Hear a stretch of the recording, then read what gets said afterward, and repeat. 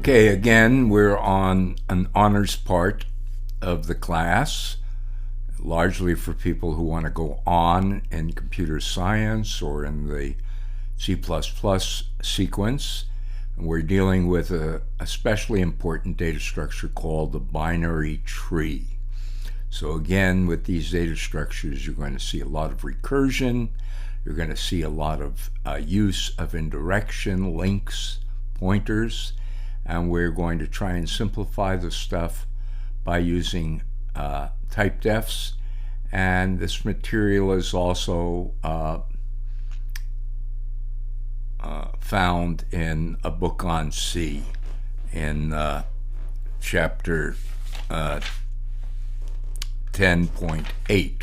So if you have that available, you can read about it as well in detail. So let's start with a type def of char. And let's realize that while we'll think of data as something that could be complex, in our simple case, we're just going to store a character in a node of the binary tree. And struct node looks very similar to what we had for lists, except that now there's a data element, and now there are two pointers, a left and a right pointer. So those are the branches. And then we're going to make things easier to write, we'll type def struct node as capital node, and we'll type def a node.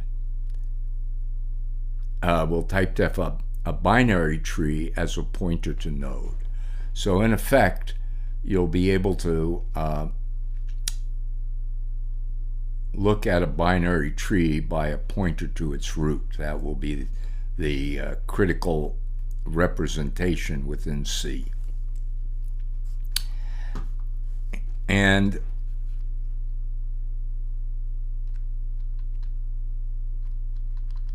we have different modes, different ways to traverse the tree, and one of them is what's called in-order, an in-order mode. There's also preorder and postorder, but I won't discuss that right here, but that's something for you to investigate. So if we do an in-order traversal of the tree, we check to see if the root is null. If the root is null, we're done. Otherwise, we recur to the left.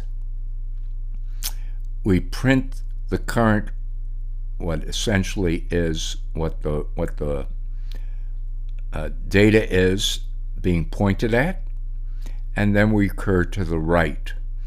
So all the lefts are going to be done first before the rights get done, and that's going to be in order traversal. Now we also need a way to build a tree, and we're going to build a tree by allocating off of malloc. Remember, malloc is our standard library function that goes to the heap. Size of node, so however node gets defined, size of, which in effect is a keyword and a built-in operation, gets as much memory as needed to represent a node. We return that value, which is a pointer value. So it's a pointer value to this much memory. And then we also have a method for initializing the data. And so there'll be a data item, a left pointer and a right pointer, and then we assign all that. We create a new node that's calling this function, and then we assign values to each of the three members of that struct.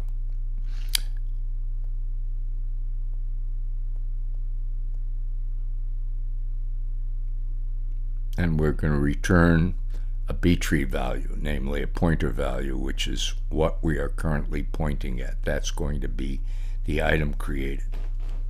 Now let's say we want to create a whole tree our common data structure where we might be storing a lot of data in an array. In create tree, we're going to check to see if we're done with the size of the array. This is going to be the size of the array. If we're done, we don't have to do anything anymore. So we'll return the sentinel pointer value null. Otherwise, we'll call initialize node, create that initialize node. So let's say it's A0. And then we create the left pointer and the right pointer. And those are also by calling create tree, so this is recursive. And we use the fact that there's a mapping by of the data elements AI into, remember, the tree bifurcates by factors of 2. So you get 2 times I plus 1 and 2 times I plus 2, and those are going to be a left and right element, and they will be stored in that tree. Let's see all that work. And again, if this is all new to you, you're going to have to play with this kind of code to make sure you understand it. And once you can understand it,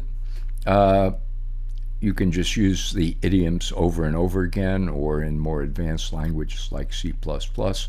Such trees come in data packages, so you don't have to recreate them. You just have to understand how to use them. So here's a character array. So main is going to create a 5-element character array, and we're going to store A, B, C, D, E into that character. So D of 0 is A, D of 4 is E, etc. Then we have a B tree. Remember, this is that type def, and it's a pointer. And then we call that routine, that recursive routine up here to create the tree. We have 5 elements in data, and we're going to start with element 0. And we will do the in order printing of that tree. So let's try all that out.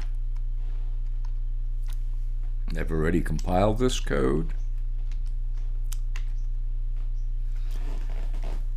And here is the execution.